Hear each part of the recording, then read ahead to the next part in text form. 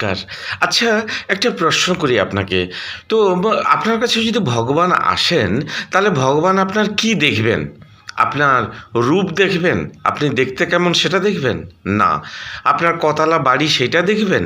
না। আপনার কি ফ্ল্যাটটা কিভাবে সাজানো আছে ওটা দেখবেন? না।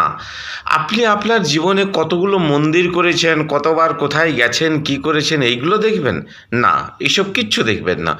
আপনার কত টাকা ব্যাংক ব্যালেন্স, কত গাড়ি রয়েছে সেগুলো দেখবেন? না, সেগুলোও দেখবেন না। তাহলে দেখবেনটা কি?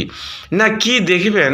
শ্রীরামকৃষ্ণ খুব সুন্দর এই প্রশ্নের উত্তর দিয়েছেন যে ভগবান আমাদের কি দেখেন। কি দেখেন?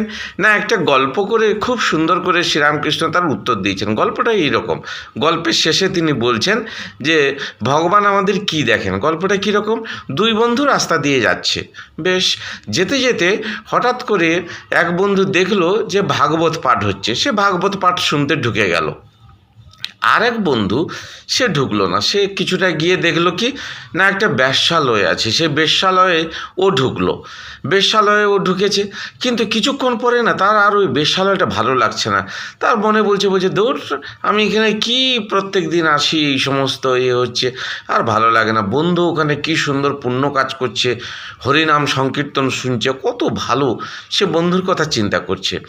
আর যে ভাগবত পাঠে ঢুকেছে সে কিছুক্ষণ পরে বলছে কি প্রতিদিন ব্যাড ব্যাড ব্যাড ব্যাড করে বলে, হ্যাঁ এই ভালো লাগে না। অথচ আমার বন্ধু ওখানে বেশ্যালয়ে ঢুকেছে, কি আনন্দ করছে ও। তো ওর মনটা ওই বন্ধুর দিকে ফেলে রেখেছে।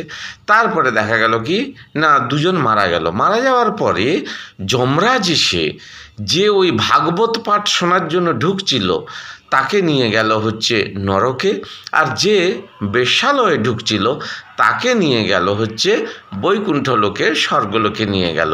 তো শ্রীরামকৃষ্ণ দিয়ে বলছেন কি, বলছেন যে যে বেশ্যালয়ে ঢুকেছিল তার মনটা পড়েছিল কিন্তু হরিনাম সংকীর্তনের দিকে, আর যে হরিনাম সংকীর্তনে ঢুকছিল তার শরীরটা হরিনাম সংকীর্তনে থাকলেও তার মনটা ছিল হচ্ছে কোথায়? বেশ্যালয়ে।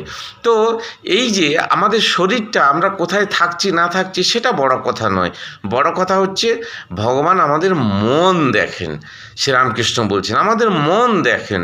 সেই মনটা কোথায় আছে তাই নিয়েই হচ্ছে আমাদের জীবন। তাই জন্য শ্রীরামকৃষ্ণ বারবার বলতেন কি, মানুষ মনেতেই মুক্ত, মনেতেই বদ্ধ। তো ভগবান আমাদের মনটা দেখেন।